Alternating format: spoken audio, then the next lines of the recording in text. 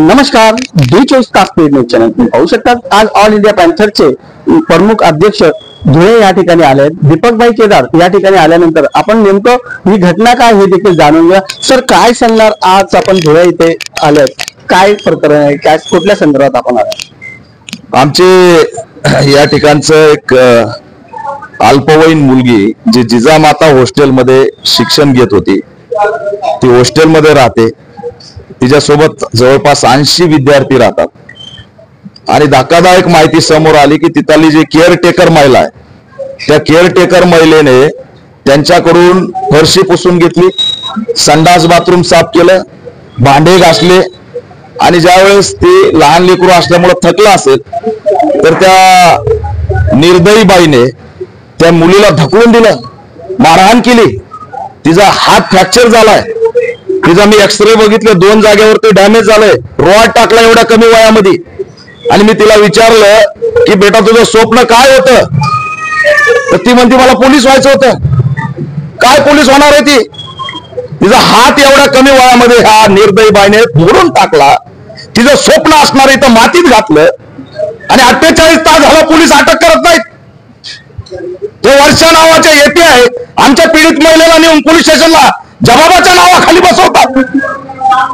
आम्ही त्या ठिकाणी त्याचे व्हिडिओ बघितले, दमदाटी करताय, काय चालू आहे? न्याय द्यायचा सोडून आपली मागणी काय राहणार आहे यापुढे? आपली यामध्ये 48 तास झाले तरी आरोपी अटक नाहीत। ते आरोपी तात्काळ अटक झाले पाहिजेत। त्याच्यामध्ये त्या संस्था चालक कोण आहे त्याची चौकशी झाली पाहिजे। माझे आमदार म्हणून काय लायसन काढलं काय?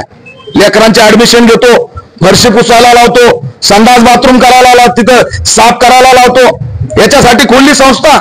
हा धर्मादाय आयुक्ताचा नॉर्म्स आहे का? धर्मादाय आयुक्तांनी सुद्धा आम्ही तिकडे सुद्धा जाणार आहे, याची संस्थेची नोंदणी रद्द झाली पाहिजे आणि या आरोपीला तात्काळ अटक झाली पाहिजे। एवढंच नाही, राज्य सरकारने दखल घ्यावी। उद्या 15 ऑगस्ट आहे आणि काय जगायचं का आत्मदहन करून घ्यायचं? उद्यापर्यंत जर अटक नाही केली तर परिणाम वाईट होतील। राज्यभर आंदोलन छेडू। तुम्ही प्रकरण दाबायला निघाले पोलिसाच्या मार्फत, हे तपास अधिकारी बाई सुद्धा चेंज झाली पाहिजे आणि त्यांची सुद्धा चौकशी करून निलंबनाची कारवाई झाली पाहिजे।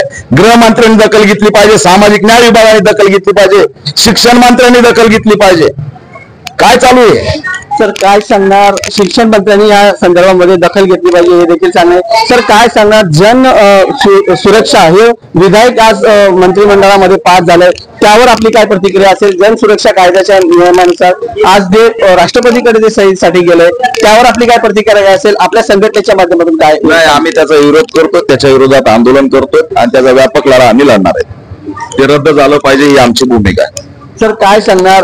येणाऱ्या काळामध्ये ग्रामपंचायत असेल, पंचायत समिती असेल व महानगरपालिकेच्या निवडणुका असेल, आपल्या पक्षाच्या माध्यमातून काय असेल?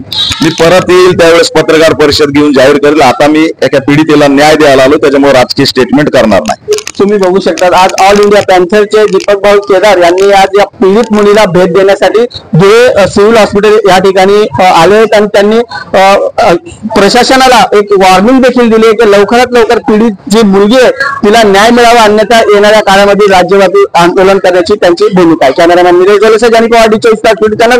जय हिंद, जय महाराष्ट्र। ऑल इंडिया पॅन्थरचे प्रमुख दीपकभाई केदार व धुळे जिल्ह्याचे अध्यक्ष सागर मोहिते तसेच पीडित मुलीचे आई व वडील या ठिकाणी उपस्थित होते। संपूर्ण ऑल इंडिया पॅन्थरचे कार्यकर्ते देखील मोठ्या संख्येने उपस्थित होते। कॅमेरामॅन निलेश डोलेसह डी24 चॅनल। जय हिंद, जय महाराष्ट्र।